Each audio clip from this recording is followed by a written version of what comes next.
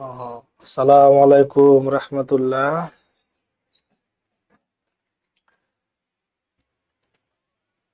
আজকে আরেকটি ক্লাস নিয়ে হাজির হয়েছি। তোমরা যারা নিয়মিত ক্লাস করতেছো তোমাদের সকলকে স্বাগতম। আজকেও ওয়ার্কশিটের গত ক্লাসে যে একটা অঙ্ক করেছিলাম ওয়ার্কশিট অধ্যায়ের, সেখান থেকে আর একটি অঙ্ক করব। তো তোমরা দেখতে পাচ্ছ এই অঙ্কটা অনেকবার এসেছিল জাতীয় বিশ্ববিদ্যালয়ের, আহ, অনেকবার এটা এসেছিল। তো আমরা শুরু করি।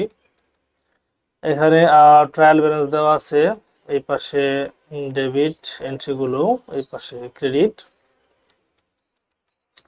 নিচে সমন্বয় দেওয়া আছে চারটা সমন্বয়, টোটাল চারটা সমন্বয় এখানে দেওয়া আছে।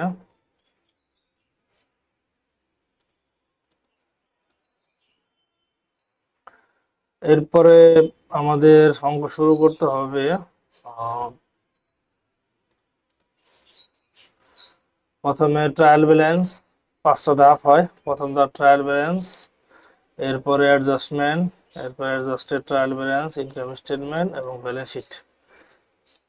তো এখানে মূলত সমন্বয় জাবেদা মানে অ্যাডজাস্টমেন্ট এন্ট্রিগুলো যদি ভালো করে পারা যায় তাহলে ওয়ার্কশিট অঙ্কটা কোনো সমস্যা হয় না। তো আমি অঙ্ক শুরু করি। প্রথমে তুমি ট্রায়াল ব্যালেন্স এন্ট্রিগুলো উঠাবা, যেখানে যেভাবে দেওয়া আছে ঠিক সেভাবেই। Cash, prepaid insurance, accounts receivable, supplies, এগুলো যে সিরিয়ালে দেওয়া আছে এই সিরিয়ালে উঠাবা। আর ক্রেডিট দিকেও একই নিয়ম, এদিকে 4টা এন্ট্রি আছে, যে সিরিয়ালে দেওয়া আছে এই সিরিয়ালে উঠাবা। ওঠানোর পরে এই নিচে যোগ টানবা। তো ওরা এই অঙ্কে নিচে নিচে যোগ টেনে দেয় নাই। তো তুমি যদি নিচে নিচে বলতে যেখানে গিয়ে তোমার ব্যালেন্স শেষ হবে এখানে যোগ টানলেও হবে, অথবা একদম সর্বশেষ যেখানে তোমার অ্যাডজাস্টিং করার মতো জায়গা নিয়ে তারপরে তোমার দিতে হবে। তো তুমি এই যোগটা এখানে টেনে দিবা, এই যোগটা এখানে না দিয়ে তুমি যেখানে তোমার শেষ হবে এই যে এখানে, হ্যাঁ, এখানে তুমি এই যোগটা টেনে দিবা।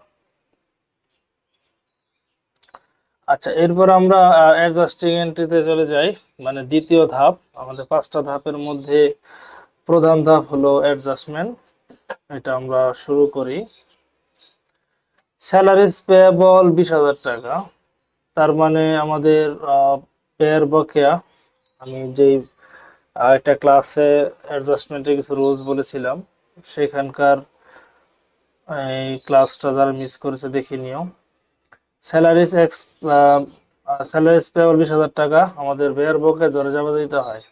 তাহলে স্যালারি এক্সপেন্স ডেবিট আর স্যালারিজ পেয়েবল ক্রেডিট। তো আগে দেখতে হবে র্যাম মিলে আমাদের স্যালারি এক্সপেন্স কোনো এন্ট্রি আছে কিনা। না, র্যাম মিলে আমাদের স্যালারি এক্সপেন্স কোনো এন্ট্রি নাই। তাহলে দুইটা এন্ট্রি নিজ দিয়ে করতে হবে। এই এই যে এখানে স্যালারিজ এক্সপেন্স এটা অ্যাডজাস্টমেন্টের ডেবিট দিকে নিছে, আর স্যালারিজ পেয়েবল এটা অ্যাডজাস্টমেন্টের ক্রেডিট পাশে নিছে। এই দুইটা যাবতীয় নিজ দিয়ে নতুন করে দিতে হবে। এরপরে ডেপ্রিসিয়েশন মানে অবচয় অন অফিস ইকুইপমেন্ট 30,000 টাকা ফর দ্য ইয়ার। তাহলে অবচয় হয়েছে 30,000 টাকা এক বছরে। তো নিজ দিয়ে আমরা যাবতীয় দিব ডেপ্রিসিয়েশন এক্সপেন্স ডেবিট, এই যে ডেপ্রিসিয়েশন এক্সপেন্স ডেবিট 30,000 টাকা অ্যাডজাস্টমেন্টের ঘরে। আর রেয়া মিল আমাদের একমের ডেপ্রিসিয়েশন দেওয়া আছে, এই একমের ডেপ্রিসিয়েশন দেওয়া আছে 4 লাখ টাকা। এটা সোজাসুজি ক্রেডিট দিকে নেব 30,000 টাকা। তার মানে এদিকের যে 30,000 আর এদিকের আমাদের যে টাকাটা 30,000 এটা মিলবে। এদিকে 30,000 ডেপ্রিসিয়েশন আর একমের ডেপ্রিসিয়েশন 30,000 টাকা। হ্যাঁ, টাকাটা আমাদের সেম হবে। আমি একটু দেখাই দিচ্ছি, এই 30,000 আর এই দিকের যে 30,000 এই দুটো টাকা সেম। এরপরে তৃতীয় যাবে সাপ্লাইস। তো সাপ্লাইসের ব্যাপারে আমাদের একটা নিয়ম আছে যে রেয়া মিলে তুমি দেখবা রেয়ার মিলে supplies on hand, supplies on hand মানে রেয়ার মিলে সম্পদ দেওয়া আছে, তাহলে আমাদের জাবেদায় কি দেখাতে হবে? জাবেদায় অবশ্যই খরচ দেখাতে হবে। তাহলে খরচ দেখাইলে আমাদের সাপ্লাইজ এক্সপেন্স নিচ দিয়ে একটা এন্ট্রি খুলতে হবে। এই যে এখানে সাপ্লাইজ এক্সপেন্স আর একটা এন্ট্রি খুলেছে। আর রেয়ার মিলে যে সাপ্লাইজ টাকা আছে, এই সাপ্লাইজ অন এটা কি এই পাশে লিখতে হবে। তারপর আমাদের জাবেদা হবে সাপ্লাইজ এক্সপেন্স ডেবিট। এই যে এখানে সাপ্লাইজ এক্সপেন্স ডেবিট, এই সাপ্লাইজ এক্সপেন্স ডেবিট আর সাপ্লাইজ ক্রেডিট। সাপ্লাইজ ক্রেডিট টাকাটা হবে কত?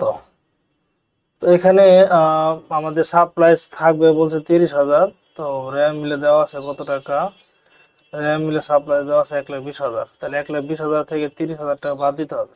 বাদ দিলে আমাদের খরচটুকু থাকে, বাদ দিলে আমাদের যে টাকাটা আছে এই যে 90,000 টাকা, এটা খরচ।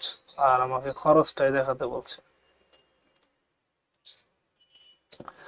আচ্ছা, এরপরে যে কাজটা করতে হবে আরেকটা এন্ট্রি রয়েছে, the balance in the private insurance accounts represents the cost of 5 years policy, যা শুরু হয়েছে 2016 থেকে 2020, 5 বছরের পলিসি। এই এন্ট্রিটা গত ক্লাসও ছিল এরকম। তো প্রিপেয়ার ইন্স্যুরেন্স আমাদের সম্পদ দেওয়া আছে, এই যেখানে প্রিপেয়ার ইন্স্যুরেন্স সম্পদ আমাদের যাবতীয় খরচ দেখাতে হবে। তাহলে ইন্স্যুরেন্স এক্সপেন্স ডেবিট, এই যেখানে ইন্স্যুরেন্স এক্সপেন্স ডেবিট করছে, আর প্রিপেয়ার ইন্স্যুরেন্স ক্রেডিট করতে হবে। হ্যাঁ, তো এখানে ইন্স্যুরেন্স এক্সপেন্স ডেবিট লিখে এরপরে তোমার প্রিপেয়ার ইন্স্যুরেন্সটা তুমি ক্রেডিট দেখাবা। প্রিপেয়ার ইন্স্যুরেন্সটা এখান থেকে এই প্রিপেয়ার ইন্স্যুরেন্স ক্রেডিট, তাহলে ইন্স্যুরেন্স এক্সপেন্স ডেবিট আর প্রিপেয়ার ইন্স্যুরেন্স ক্রেডিট। টাকা হবে যেহেতু 5 বছরের পলিসি বলছে, এর জন্য 5 দিয়ে ভাগ, এই যে 5 ইয়ার্স পলিসি, এই জন্য 5 দিয়ে ভাগ দিতে হবে। তাহলে 1,80,000 টাকা যদি তুমি 5 দিয়ে ভাগ দাও, টাকা আসবে 45,000। এই 45,000 টাকা, এই 45,000 টাকা হবে আমাদের ইন্স্যুরেন্স। এরপর অ্যাডজাস্টমেন্ট শেষ। এরপর আমরা কি করব? আমরা ওই দিকে যাব না, আমি ওই দিনও বলেছি ওই দিকে যাওয়া যাবে না, মানে নিচে নিচে আগে যোগ করে নিতে হবে। তাহলে নিচে নিচে অ্যাডজাস্টমেন্টে যদি যোগ করো, তোমার ব্যালেন্স আসবে 1,85,000, এদিকে 1,85,000। এরপরে তোমার অ্যাডজাস্টেড ট্রায়াল ব্যালেন্স, এটা কিভাবে করতে হবে? ক্যাশ, কোনো কাজ হয় নাই, সরাসরি 4 লাখ। প্রিপেয়ার ইন্স্যুরেন্স কাজ হয়েছে, কাজ হয়েছে বলতে এটা ডেবিট ছিল, এটা ক্রেডিট হবে, ক্রেডিট টাকা। তাই ডেবিট ক্রেডিট বিয়োগ হয়, বিয়োগ করে 1,35,000 টাকা লিখতে হবে। অ্যাকাউন্ট রিসিভেবল কাজ হয় নাই, সাপ্লাইজ কাজ হয়েছে, 1,20,000 টাকা ডেবিট, এটা হলো ক্রেডিট। তাই ডেবিট ক্রেডিট বাদ দেওয়ার পরে 30,000 টাকা থাকবে ডেবিট দিকে, কারণ বড়টা যেদিকে, বড় ব্যালেন্সটা যেদিকে সেদিকে টাকা থাকে। Office equipment, drawing, advertising, rent, miscellaneous, এগুলো বসাবা। ইকুইপমেন্ট ডেপ্রিসিয়েশন, এটাও ক্রেডিট, এটাও ক্রেডিট, ক্রেডিট যোগ হয়। অ্যাকাউন্টস কাজ হয় নাই, ক্যাপিটাল সার্ভিসে কোনো কাজ হয় না, এগুলো বসাবা। স্যালারি এক্সপেন্স, এগুলো একটা করে এন্ট্রি আছে সরাসরি, সবগুলা নিচের যে এন্ট্রিগুলো দেখতে পাচ্ছ সবগুলো একটা করে আছে। এরপরে তোমার যে কাজটা সেটা হলো এখানে অ্যাডজাস্টেড ট্রায়াল ব্যালেন্স, এখন আবার দুই পাশ যোগ করতে হবে। তো এখানে 23,50,000 টাকা হয়েছে, এদিকে 23,50,000 টাকা হয়েছে। যোগ করার পরে তোমার যখন দেখবো দুই পাশ মিলেছে, বুঝবা যে এই দিকে আর কোনো ঝামেলা নেই। এই দিকে বলতে এই তিনটা ধাপ তোমার হয়ে গেছে, এটা তুমি নিশ্চিত। এরপরে তোমার সামনে আগাতে হবে। এরপরে ইনকাম স্টেটমেন্ট এবং ব্যালেন্স শিট দুটো একত্রে করতে হবে। দুটো একত্রে বলতে টাকা অবশ্যই এই অ্যাডজাস্টেড ট্রায়াল ব্যালেন্সের এই ঘরগুলো থেকেই যাবে।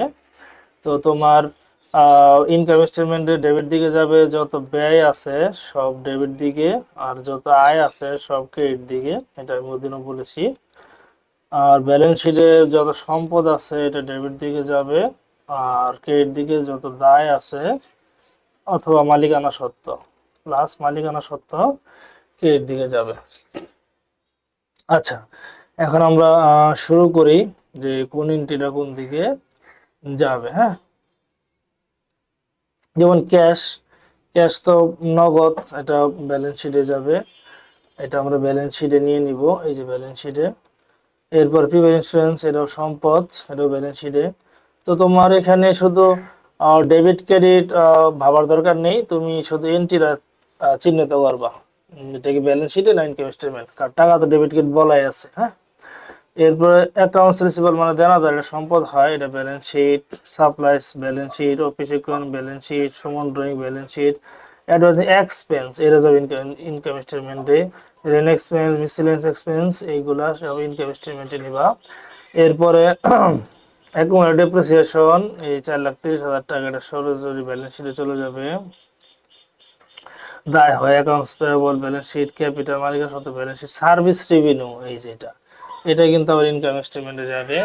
এবার salary expense, salary payable, depreciation, supply expense, insurance expense, এর মধ্যে শুধু স্যালারি পেয়েবলটা যাবে ব্যালেন্স শিটে, আর সবগুলি ইনকাম স্টেটমেন্টে যাবে। এই ইনকাম স্টেটমেন্ট নেওয়ার পরে এরপর তুমি ক্রেডিট পাশে যোগ করবা। সচরাচর ক্রেডিট দিক বিষয়, ক্রেডিট দিকে আসছে 14 লাখ টাকা। তো এই টাকাটা তুমি এখানে লিখবা, নিচে একটা ঘর জায়গা রেখে, এই যে একটা ঘর ফাঁকা রেখে তুমি এটা লিখবা। লেখার পরে এই ডেবিট গুলো যোগ করবা। 80,000, 1,80,000, 80,000, 20,000, 30,000, 90,000 এই কটা যোগ করবা। যোগ করার পরে এই 45,000 যোগ করবা। যোগ করার পরে 14 লাখ থেকে বাদ দিবা। বাদ দিলে বের হবে তোমার নেট ইনকাম। এই আর নেট ইনকামের টাকাটাই আমি ওদিন বলেছিলাম যে অন্য যত এন্ট্রি করছি কোনো এন্ট্রির ঘর পরিবর্তন হয় না, শুধু নেট ইনকামের টাকাটাই ঘর পরিবর্তন হয়ে ব্যালেন্স শিটে বসবে। ব্যালেন্স শিটে বসবে তার মানে এটা যেমন ডেবিট দিকে ছিল, সরি, হ্যাঁ ডেবিট দিকে ছিল, এটা ক্রেডিট দিকে হবে। এই এরপরে এটা বসানোর পরে এরপর আবার ব্যালেন্স শিটে ডেবিট এবং ব্যালেন্স শিটে ক্রেডিট যোগ করে ফেলবা। যোগ করে যদি তোমার ব্যালেন্স মিলে যায় দুই পাশে, তাহলে বুঝবো তোমার অঙ্ক হয়ে গেছে। তো এই হলো আজকে আরো একটি অঙ্ক। ক্লাসটি যদি ভালো লেগে থাকে অবশ্যই লাইক করবে, কমেন্টস করবে এবং আমার চ্যানেলটিকে অবশ্যই সাবস্ক্রাইব করবে। আর যদি কেউ ফেসবুক পেজ থেকে দেখো তারা অবশ্যই ফলোইং দিয়ে রাখবে, যাতে পরবর্তী ক্লাসগুলা ডাউনলোড করার সাথে সাথে তোমরা পেয়ে যাও। ইনশাল্লাহ আগামী কোনো ক্লাসে নতুন কোনো বিষয় নিয়ে হাজির হব। তো সে পর্যন্ত সবাই ভালো থেকো।